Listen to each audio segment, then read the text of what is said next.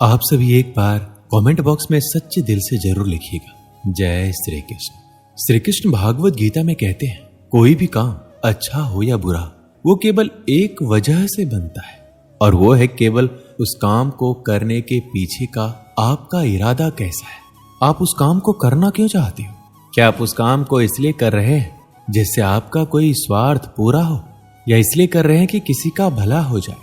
काम भले ही एक हो, लेकिन उसका नतीजा इस बात पर निर्भर करता है कि आपका उद्देश्य सही है या बुरा है। महाभारत के युद्ध में पांडव भी युद्ध कर रहे थे और कौरव भी युद्ध कर रहे थे, लेकिन दोनों के उद्देश्य बिल्कुल विपरीत थे। पांडव अपने धर्म के लिए युद्ध कर रहे थे और कौरव अधर्म के लिए। दोनों एक ही मैदान में थे और दोनों ही अपनी पूरी ताकत के साथ एक दूसरे से लड़ रहे थे, लेकिन दोनों का काम एक होने के बाद भी और मेहनत भी एक होने के बाद भी कौरव हार गए और पांडव जीत गए। इसके पीछे का एक ही कारण था, और वो है उनके काम को करने के पीछे का इरादा। एक का इरादा सही और एक का गलत। भागवत गीता में श्री कृष्ण कहते हैं, इंसानियत के सिवाय इस दुनिया में कुछ भी नहीं रहता है। इंसान जब पैदा होता है नंगा आता है, जब वो मरता है ऐसे ही जला दिया जाता है, उनके साथ कुछ भी नहीं जाता। जिंदगी में जो कुछ भी यहाँ आने पर मिला है वो आपके आने से पहले किसी और का था, और जब आप यहां से चले जाएंगे तो किसी और का हो जाएगा। जो पैसे आज आपके पास है, जो नाम आज आपके पास है, जो पद आज आपके पास है, उस पद पर कोई और था। आज भले ही आप हो, लेकिन कल कोई और आपसे छीन लेगा। यही सृष्टि का नियम है, और यही भागवत गीता की सबसे बड़ी सीख है जो हर एक पृथ्वीवासी को समझनी चाहिए।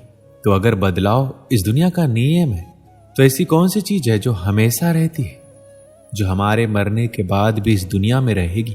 वो चीज है इंसानियत। सबसे पहले एक अच्छा इंसान बनिए, और हर एक मनुष्य उस परमात्मा का अंश है जो हमारे सीधे तार उस परमात्मा से जुड़े हुए हैं। और हमारी आत्मा कभी गलत नहीं हो सकती, पर हम शरीर के सुखों के लिए गलत कर्मों को करने में लग जाते हैं, और उनका नतीजा भी गलत होता है। आज हमारे पास जो कुछ भी है, चाहे हमारा प्यार हो, रिश्ता हो, या पैसा या नाम, एक दिन हमसे छिन जाएगा, दूर चला जाएगा। श्री कृष्ण कहते हैं, हम लगातार किसी ना किसी तरह के शोर से घिरे हुए रहते हैं। ये हमारे शारीरिक और मानसिक स्वास्थ्य पर बोझ डाल सकते हैं। ऐसे में कुछ वक्त चुपचाप रहकर खुद के साथ समय बिताइए। यह आपके स्वास्थ्य के लिए फायदेमंद है। क्या हम हर समय शोर शराबा के बीच नहीं रहते? लगातार लोगों की बकबक, बाहर गाड़ियों का शोर, तेज म्यूजिक की आवाज, तेज संगीत की आवाज, ये सब हमारे तनाव का कारण है और हमारी नींद को बाधित करते हैं। मगर क्या हम कुछ देर के लिए इन सब से दूर नहीं रह सकते? जी हाँ, हम खुद के साथ वक्त बिताकर और कुछ देर सिर्फ अपने विचारों के साथ शांति का आनंद ले सकते हैं। इंसान के सभी दुखों का कारण बोलना ही तो है, क्योंकि आवश्यकता से अधिक बोलना ही दुखों का कारण बनता है। इसलिए कम बोलिए, सटीक बोलिए, मधुर बोलिए, और सबसे जरूरी, जितनी आवश्यकता हो उतना ही बोलिए। वाणी बोलना ही नहीं, बल्कि मौन में भी शक्ति होती है। यही कारण है कि धर्मों में मौन को बहुत महत्व दिया गया है। सेहत से मौन का गहरा संबंध है, और इससे मानसिक शांति मिलती है। मौन से विचारों में एकाग्रता आती है और रचनात्मकता बढ़ती है। इसलिए जितने भी साधु संत तपस्वी हुए, सबने मौन रहकर और ध्यान लगाकर इस संसार में गुप्त ज्ञानों को प्राप्त किया है। हमारे जीवन में एक नहीं बल्कि बहुत सारे दुखों का कारण बोलना ही है, क्योंकि हमारी समस्या यही है कि हम चुप नहीं रह सकते, हमेशा कुछ ना कुछ बोलते ही रहते, और आपके बोलने के कारण ही आधे से ज्यादा दुख निर्मित होते हैं। परिवार में कलह, कलेश का कारण हमारा बोलना ही होता है। आप जितनी भूख उतना भोजन खाते हैं, जितनी जरूरत उतना कार्य करते हैं, लेकिन क्या आपने कभी इस बारे में सोचा है कि आप कितना बोलते हैं? क्या आप उतना ही बोलते हैं जितनी आवश्यकता है, या अनावश्यक ही सारे दिन बोलते हैं?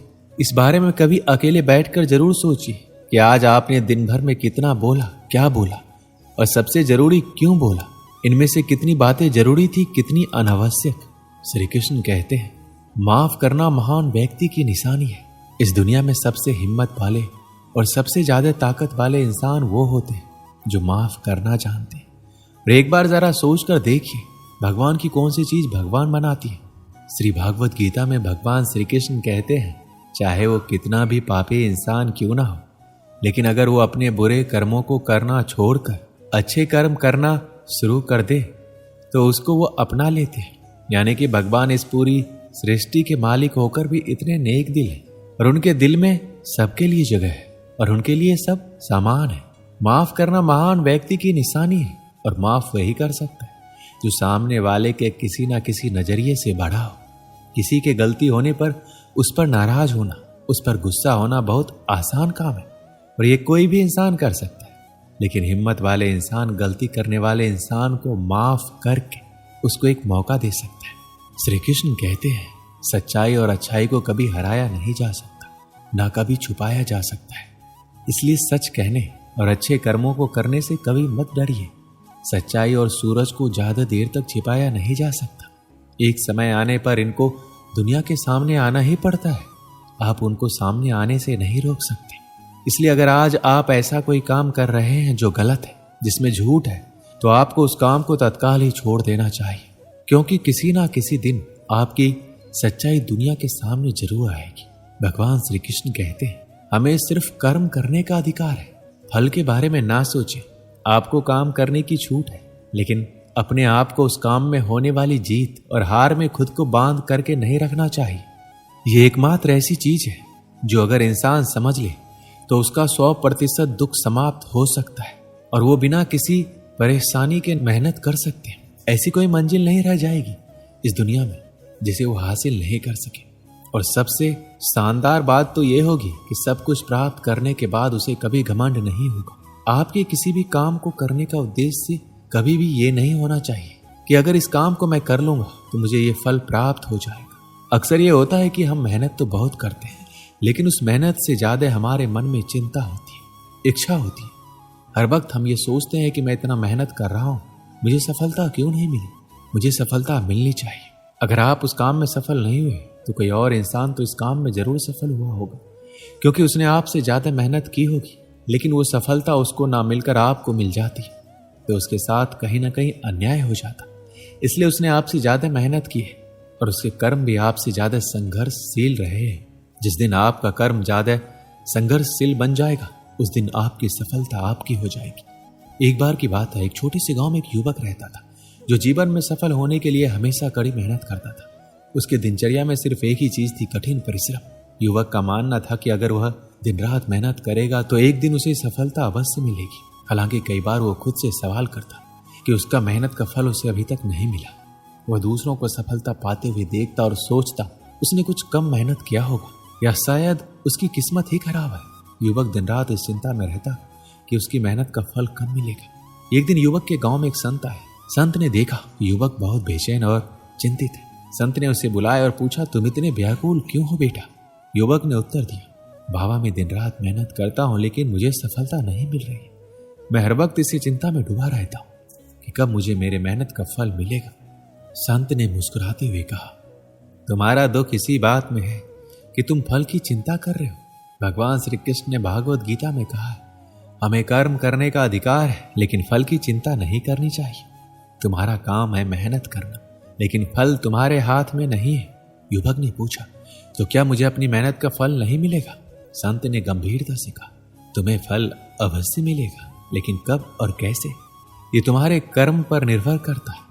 यदि तुम मेहनत करते रहोगे और अपने कर्म के प्रति सच्चे रहोगे तो एक दिन सफलता खुद चलकर तुम्हारे पास आएगी। लेकिन अगर तुम सिर्फ फल की चिंता करते रहोगे तो तुम्हारी मेहनत अधूरी रहेगी। जब हम बिना फल की चिंता किए कर्म करते हैं तब हमारी ऊर्जा और ध्यान केवल उस कार्य को करने पर केंद्रित रहता है और यही हमें असली सफलता दिलाती है। संत की बातें सुनकर युवक को एहसास हुआ कि उसकी सारी चिंता सिर्फ इस बात पर थी कि उसे कब सफलता मिलेगी। उसने तय किया कि अब वो बिना किसी फल की चिंता किए अपने काम पर ध्यान केंद्रित करेगा। समय बीता और युवक ने अपना ध्यान सिर्फ अपने काम पर लगाया।